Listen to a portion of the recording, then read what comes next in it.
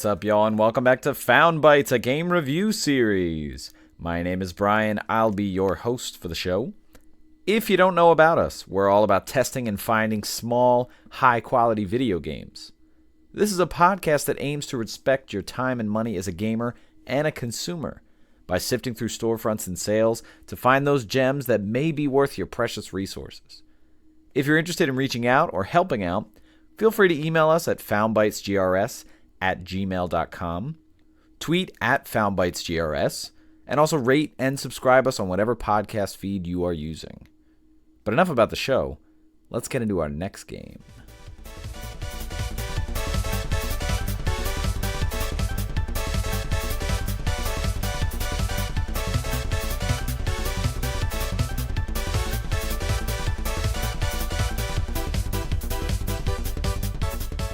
Ganbare Super Strikers is the game for this week's episode. So Ganbare is a tactical soccer sim. Some notable game comparisons. So the developer actually cites the series of games called Captain Tsubasa as a major influence here. And I have not played those games, but I did see some screenshots and check out some gameplay videos, and I can definitely see the inspiration there. But another comparison that I think a lot of people I know might appreciate is that this is essentially Blitzball from Final Fantasy X on a tactical chessboard. So let's get into some release dates. Originally, this was released in July of 2018 on PC, Mac, and Linux. And then in February of 2020, we've got Switch, PS4, and Vita, and Xbox One. This is a cross-buy game for the PlayStation ecosystem on Vita. So if you buy it on PS4, you can play it on Vita. Definitely some interesting things to talk about there. The developer is Reese Games, and Reese Games is one person, one guy who is in Australia. So very cool, very small developer. And I had a very interesting correspondence with this developer. His name is Ruben. He and I went back and forth, and I was really, really appreciative of his candidness. And he talked about some things that I am going to get into, and I made sure to ask if that was okay in regards to some of the ports. So the publisher here is Radaleka Games. I have no idea if I'm saying that right. But on their website, they have published a lot of indies. Some games that I've bought but haven't played, like Even the Ocean and Anodyne. Although I only saw Anodyne 2, but I bought the first Anodyne, so I'm not sure if they published the first one. Apparently, as Ruben was telling me, Radaleka Games did the PS4 and Vita ports kind of on their own because he had access to Switch and Xbox One dev kits, but they kind of ushered him into doing these PS4 and Vita ports, which were a bit out of his control, which we'll talk about in a second. There was a physical Vita Collector's Edition that was released in October of 2020 through Play Asia. So they're another physical games media publisher. Originally, this was launched with an MSRP of $9.99. Runtime for this game, I'm seeing some people say 10 or 12 hours to get through the story mode straight through. I am thinking that's pretty accurate, but I'm seeing some a wide range of things. So I'm going to say somewhere in the 10 to 12 hours just for the story mode. But there are other modes, so you could put in a lot of hours otherwise. I bought this on sale for $4.99. There was a sale on PSN. I bought it on PS4. And I got the cross-buy on Vita. I've put in somewhere between, maybe 6 to 8 hours. I've played 10 matches, and they do take some time. There is a Platinum Trophy for PS4 and Vita for our PlayStation listeners. They are separate trophy lists. It's not a shared list. In terms of recommendations, I actually heard about this from a guy named Dustin Furman, who is one of the co-hosts of Sacred Symbols and is actually the executive producer of that whole podcast network. And I actually met Dustin after the Too Many Games convention out in Oaks. They had a meet and greet, so I was able to sit and talk with him. So very nice guy. And he was talking about this a little while back on Sacred Symbols that he was playing it and that it was cross-buy on Vita. So I checked it out per his recommendation. Alongside my correspondence with Ruben, we talked a lot about some issues that I was having with the Vita port. So I've been playing this on Vita, and we'll get into some of that, but some of the things that he said were very interesting. He definitely recommends that the Vita version is not the best version. And like I talked about before, the PS4 and Vita ports were not made by him. They were kind of made by the publisher, Ratalaika Games. And he said the Vita version is not the best because the game was not optimized for Vita. And so I was encountering some bugs that were pretty interesting, a little frustrating.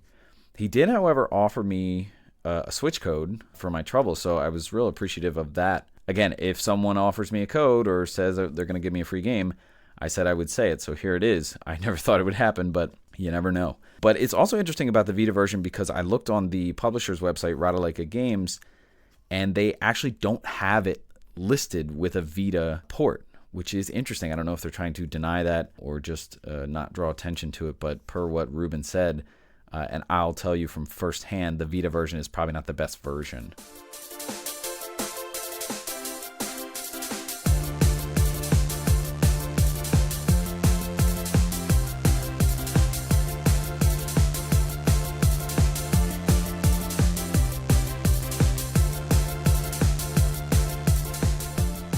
All right, let's talk some gameplay here. So as we said before, I like to refer to this as tactical blitzball. But as Ruben cites, Captain Tsubasa is a major influence. So if you've never heard of those games, maybe you should check those out. So the game has difficulty modes of either normal or easy.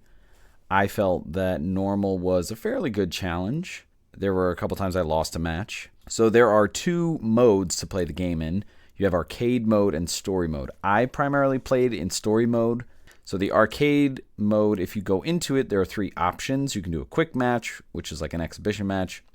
You can do a tournament, and you can do a league. And the game is pretty basic in the arcade mode. You're not earning experience points for different players. I think even the story characters that would be on your team aren't even there. Some of the story characters from some of the other local teams, I think, are there. But there's no real rewards. You can choose how to play. You can choose 7-on-7 or 11-on-11. You can turn penalties on or off. I think offsides is like the only penalty. And you can turn on extra time, I guess, if you go into overtime if it's tied. Pretty bare bones with the arcade mode if you just want to get a feel for the game, not really have any attachments. But then you have the story mode. And the way that the story mode works, it's like a single game progression. So you are a team that is a local Japanese, I guess, municipality or league or local team, and you're progressing one game at a time. It's very Mortal Kombat in that way, if you know, like from the Game Boy games when you're progressing one person at a time. So you have to beat one team at a time. You don't have to beat them without losing in succession like in Mortal Kombat. Once you beat a team, you can move on to the next one, and then if you lose that game, you can just keep trying until you beat them and then move on. So the way the game progresses, and I don't want to spoil too much, but essentially you're playing a lot of local teams, and then eventually you go for the World Cup. As you're playing different local teams in Japan, they're going to have like a character or like a captain that's like an NPC that has like special moves that you've never seen before. So I like the way that that sort of progresses. When you start your story mode, you can create your own character, and you can mess around with them visually. You can change their hair, the colors of different things, their skin color, their build. Nothing too crazy, but I did enjoy it. It was very interesting. I gave my guy a little afro. Before you go into a match, there are three separate things that you can do. You can look at equipment, you can look at your formation, or you can do a tutorial. I found that the tutorial is very helpful. I'm pretty sure it's required to bang through it with the story mode. It doesn't take that long, and you can always jump back to it. When you look at your formations, it depends on whether you're looking at the National Cup or the World Cup. You can't get to the World Cup until you beat all the national teams in story mode. But once you do, you can look at your formation in either of those modes. So the National Cup is with all the local teams. That's going to be 7-on-7. And then when you get to the World Cup, it's 11-on-11. So you can change sort of who's playing or who's at what position.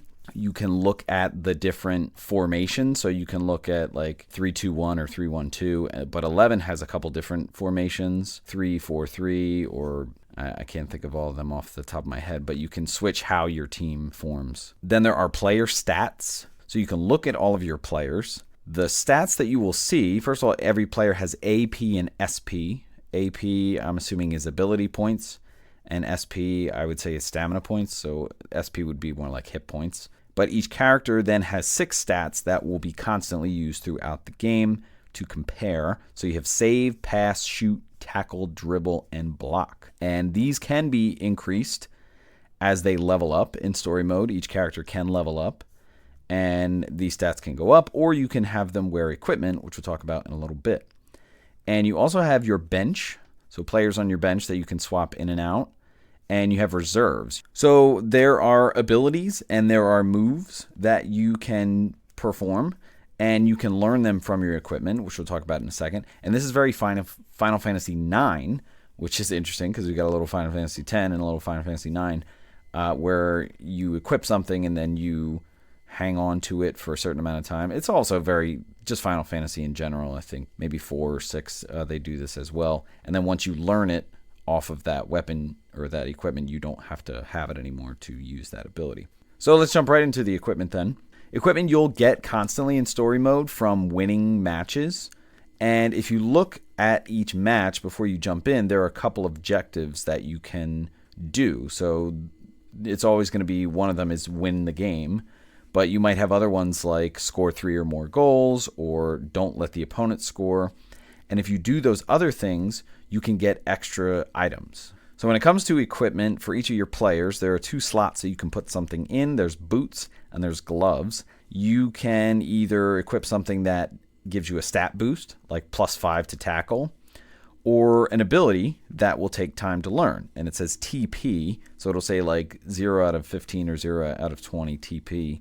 As you're playing matches wearing that equipment, if you get enough of the points to learn that particular skill, then you would learn it, and then you can unequip it and kind of push it onto someone else. And so that is a source of frustration, in my opinion, because I find that the equipment and formation menus, they're a bit clunky. I wish that there was an easier way to sift through all of this stuff, like with tabs.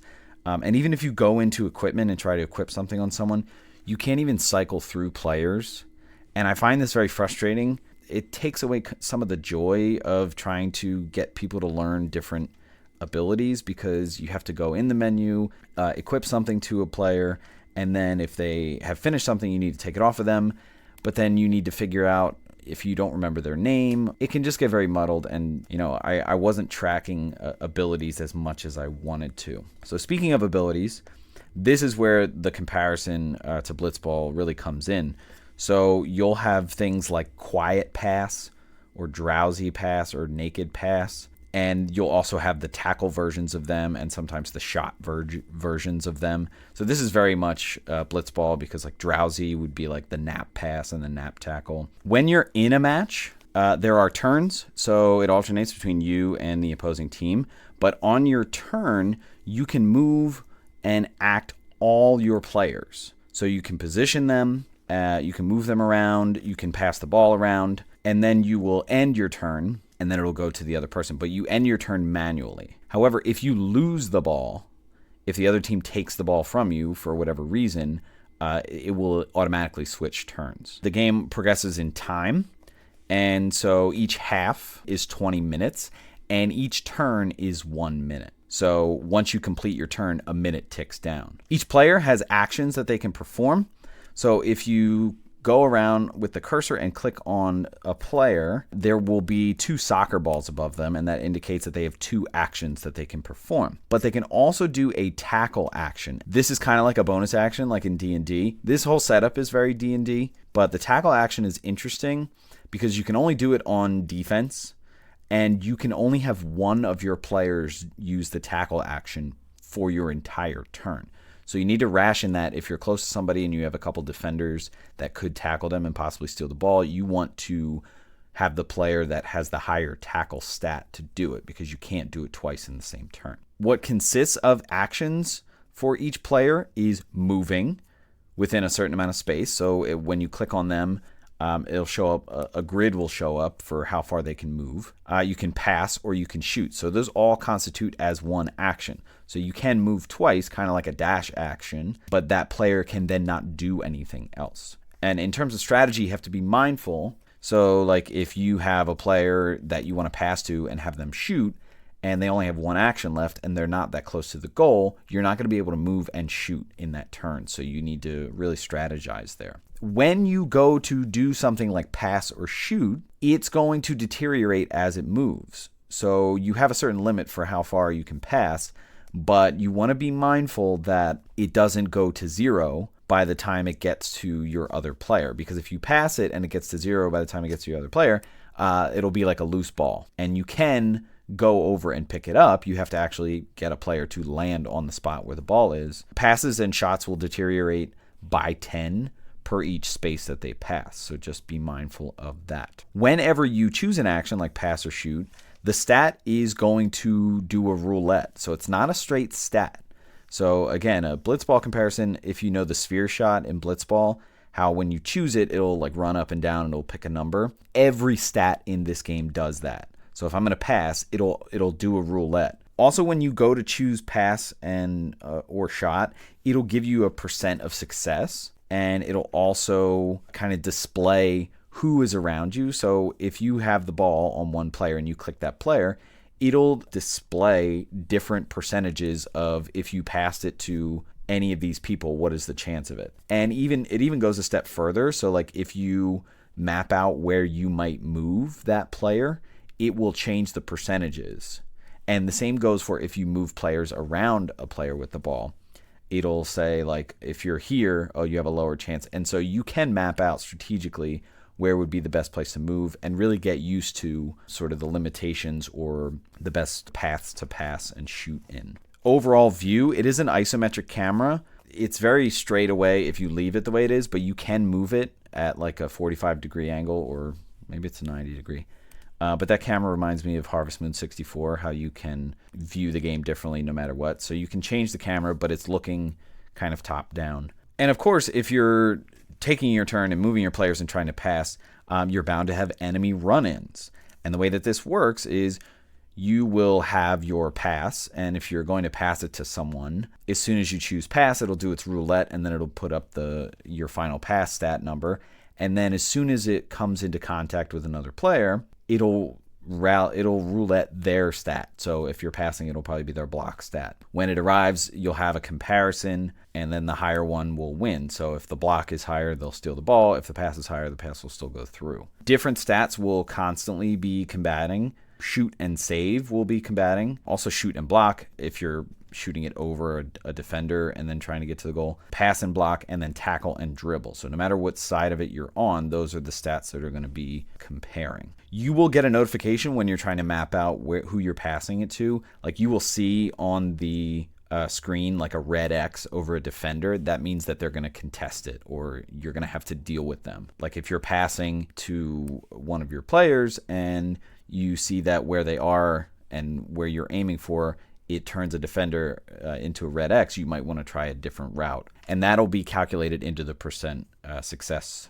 chance there. And when you add abilities on top of that, that of course can also change the success chance. So if you're trying to shoot and the percentage of it making it in is like 40 or 50, when you choose one of your special skills, it'll up the percentages as you up your stat. Also with abilities, you can inflict status effects. If you're doing like a drowsy pass and someone is trying to block it and their block is lower than your pass, it may automatically go to them getting drowsy. But it doesn't happen every time, I don't think. Moving the cursor towards each player can sometimes be annoying. You can cycle through players. Like on the Vita, I press the R and L bars, but it's just kind of slow. Now, again, that could be me on the Vita and how the game's not optimized for Vita, but just be aware of that. Maybe try that out. And I think it also huffs and puffs more with the 11-on-11 mode. So just cycling through the menu, the different actions you can do, sometimes it can be a little cumbersome. Also, you can't see enemy stats. I don't know if that's particularly a negative thing. That might be an interesting design because you can find out as you interact with enemies, but it might be a little cheap if you could see all the enemy stats and just kind of plan out how you're going to go. In terms of strategy, conserving SP and AP is something that I'm finding as I'm getting more through the game. If you really tax somebody and have them shoot, like if you're specializing with one shooter, when it comes to second half, they're going to be gassed. So try to conserve SP. And also, you can sub halftime. So that's very Final Fantasy, like wanting your bench to be leveled up as well. So getting them to play in so that you can sub them in and not fall off.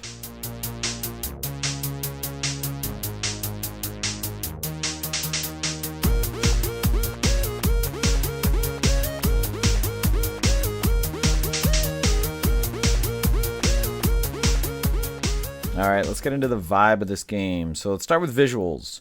This is very manga and anime with the way the characters look, how you create them. I think most of them don't even show a mouth. It's pretty colorful. It's simple, stylized, maybe a bit like 2D cel shaded almost. The NPCs do have some unique features. Someone might have crazy devil hair or like an eye patch or like a bandana. I would think that it would be pretty cool if you could add special accessories to your character. There are also going to be cutscenes during the game, so if there are player run-ins where somebody is throwing a drowsy pass, a quiet tackle or something like that, you will see them kind of interact and come together in like a little anime cutscene. It's pretty cool. And they'll come together and they'll smash together, and then whoever wins will take the ball in their direction. In terms of sound, I like the music. It's very simple. It kind of gets you in the mood. It can get stuck in your head, which I think is cool, because I think it's generally very get up and go. There's only 5 tracks in the whole game, so I'm playing them here. And there's also some sound effects that I think are pretty cool, like when somebody takes a ball, there's like a little In terms of the story, I like the NPCs on the different Japanese teams kind of talking smack back and forth. Again, I don't want to spoil too much, but basically when the National Cup is over, you have the World Cup, so all the Japanese players come together. And I think this is something that is very Japanese. Your enemy, then you have to work together with. And in my correspondence with Ruben, he felt the same way, and I think that's something that's very cool. I think that's something that is also going on in Captain Tsubasa.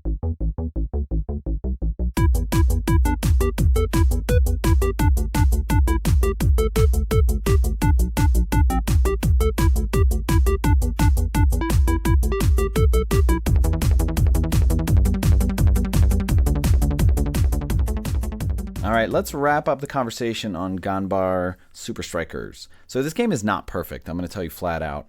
There is some clunkiness with the menus, with selecting things, not being able to quickly sift through your players and change equipment. I feel like that could have been designed better with just one menu and a bunch of different tabs. And the same goes for when you're selecting to do a pass or a shot. And of course, the issues that I'm encountering with the Vita. I know that's Vita specific, as it seems. I have not played the Switch version. I would like to, but I think the slow movement of the cursor might be the case. When your enemy is taking their turn and they're strategizing, it's going to say thinking ... in like the bottom left corner. It's kind of like a loading screen. But what happens on the Vita is the thinking indication will come up and then it'll stay there for a minute. And what Ruben told me is that the game was kind of meant to have a fail-safe in place where if thinking goes on for longer than a minute, they'll automatically end their turn. And so the game is not optimized for the Vita. When you get to the World Cup on the enemy's turn, after a certain point, they're always just going to be thinking and then end their turn. So I was a little upset about that because I did want to get the Platinum Trophy on Vita, and now I feel like it's kind of a cheap way to get a Platinum because I could easily just run up and score, and they're not going to come at me. Despite all that, I like this game. It's fun and it's simple. If you're looking for some extensive tactical game or anything like that, it's not this. This is very simple.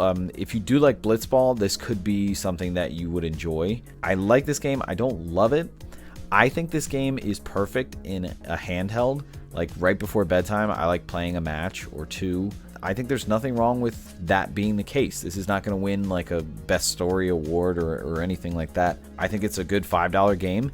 And it's interesting because Ruben agrees with that. He said If he had to make some changes, he might cut out the 11 on 11 and put it at a better price point. And I think this is a solid $5 game. That pretty much wraps up the conversation on Ganbare Super Strikers, and that'll wrap up this episode. Stay tuned for our next episode to see what new game we found for you.